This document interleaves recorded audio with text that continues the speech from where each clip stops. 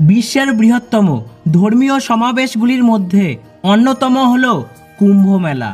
লাখ লাখ মানুষ এই পবিত্র উৎসবে অংশ নিতে একত্রিত হয় এই বিশ্বাসে যে পবিত্র নদীতে স্নান করে তারা নিজেদের পাপ থেকে মুক্ত হতে পারে এবং মোক্ষ লাভ করতে পারে।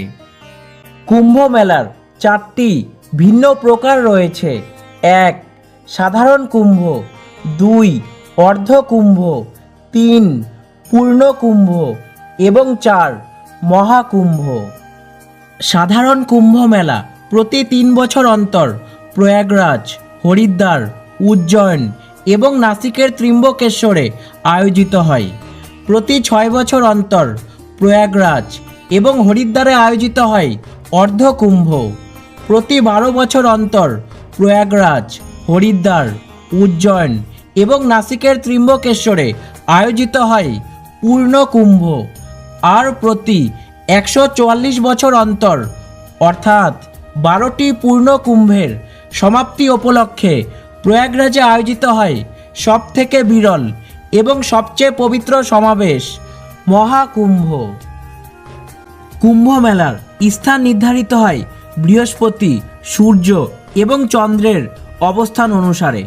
বৃহস্পতি বৃষ রাশিতে এবং সূর্য ও চন্দ্র মকর রাশিতে প্রবেশ করলে প্রয়াগে, বৃহস্পতি কুম্ভ রাশিতে এবং সূর্য ও চন্দ্র যথাক্রমে মেষ ও ধনু রাশিতে প্রবেশ করলে হরিদ্বারে, বৃহস্পতি সিংহ রাশিতে এবং সূর্য ও চন্দ্র মেষ রাশিতে অবস্থান করলে উজ্জয়নে, আর বৃহস্পতি সিংহ রাশিতে এবং সূর্য ও চন্দ্র কর্কট রাশিতে অবস্থান করলে নাসিকের ত্র্যম্বকেশ্বরে পূর্ণ কুম্ভ মেলা আয়োজিত হয়। এছাড়া মেলার আয়োজনের তিথি এবং তারিখও নির্ধারিত হয় বৃহস্পতি এবং সূর্য ও চন্দ্রের রাশিগত অবস্থান অনুযায়ী।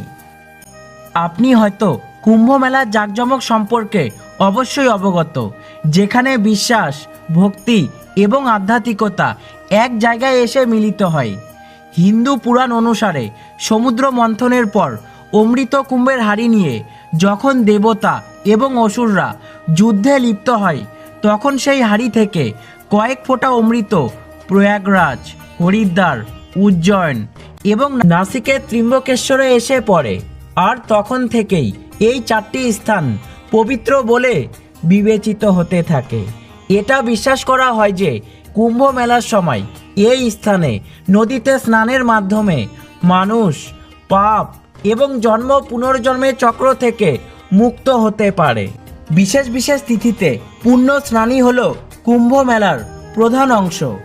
আসলে কুম্ভ মেলাটি হলো নদী কেন্দ্রিক।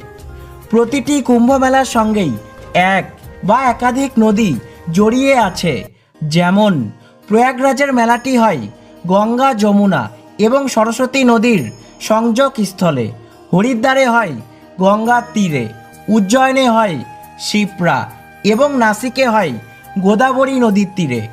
আর সবথেকে বিরল এবং সবচেয়ে পবিত্র সমাবেশ মহাকুম্ভ আয়োজিত হয় প্রয়াগরাজে, গঙ্গা, যমুনা এবং সরস্বতী নদীর সংযোগ স্থানে।